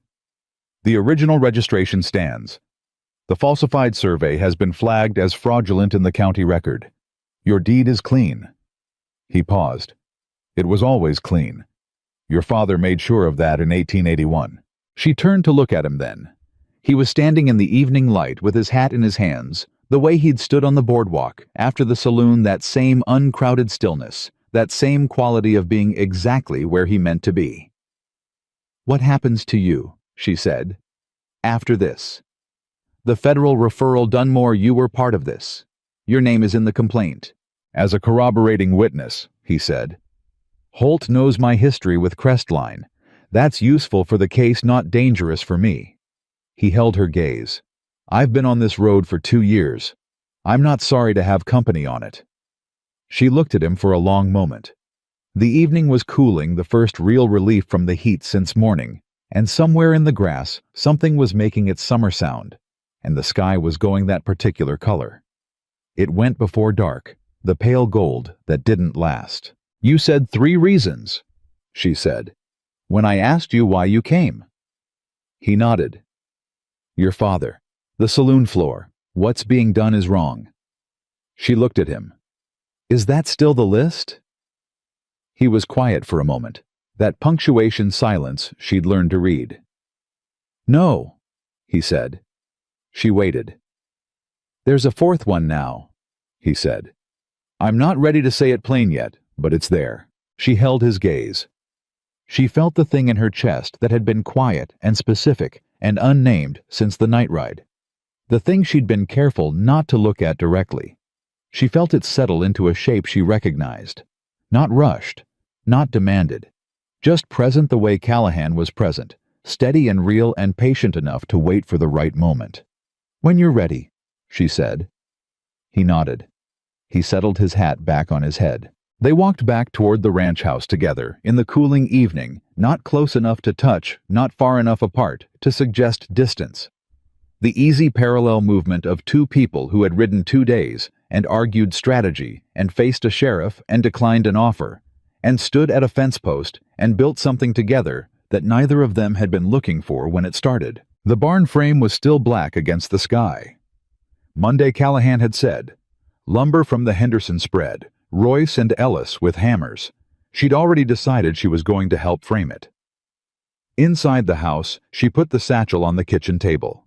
She took out the contents one by one, the receipt, the survey, the journal, the filing confirmation, Ruth Braddock's letter, and she laid them out the way she'd laid them out in Holt's office in order the whole record visible. She looked at them for a long moment. Then she picked up her father's journal and held it in both hands and thought about a man who had seen what was coming and been too sick to fight it himself, and had done the only thing he could, had built the foundation, and trusted her to build the rest. She had built the rest. The federal referral was moving. Dunmore's name was in the record. Deeds was gone. Morrison was gone. The deed was clean, and the property was hers, and the ridge access her father had protected since 1881 was on the right map, in the right office, with the right stamp on it. And Carl Brower had ridden a day and a half at his age to say what needed saying, and Patricia Owens had left a door open that she hadn't had to leave open, and Ruth Braddock had mailed a letter from Harmon County and trusted that someone would use it right. And all of these people had taken a risk on the belief that the record properly built would hold. It had held. She set the journal down gently, the way you set something down that you intend to keep. Outside, she heard Callahan at the fence, checking the horses, doing the evening round, the practical, steady work of a man who was useful without being asked and present without being intrusive. She heard the familiar movement of someone who had found a place to be and was not in any hurry to leave it. She looked at her father's papers on the table. She thought about the saloon floor, the splinters in her palms, the sawdust smell, the laughter that had moved through the room like something rolling downhill. She thought about pressing her hands flat to the boards and making herself a promise. She had stood back up. She had always stood back up. But this time, standing up had not been the hardest part. The hardest part had been building the truth back piece by piece. When someone had spent months dismantling it, had been trusting the right people in a county where trust was expensive, had been finishing what her father started with shaking hands and a timeline he ran out of. She had done it. With help, she'd had the sense to accept, and on ground, she'd had the courage to hold. And with a record she'd had the patience to build, she had done it. Mae Whitman put her hand flat on the kitchen table, the same way she'd put it flat on the saloon floor, and the splinters were long gone, and the sawdust was long gone, and the only thing in the room was the truth she'd fought for, and the land her father trusted her with, and the certain unshakable knowledge that some things once earned can never be taken back. She had come to Red Creek to stand back up. She had done that and more. She had made sure no one else would have to fall the same way on the same floor for the same reasons at the hands of the same men. That was what her father had meant. That was what she had finished.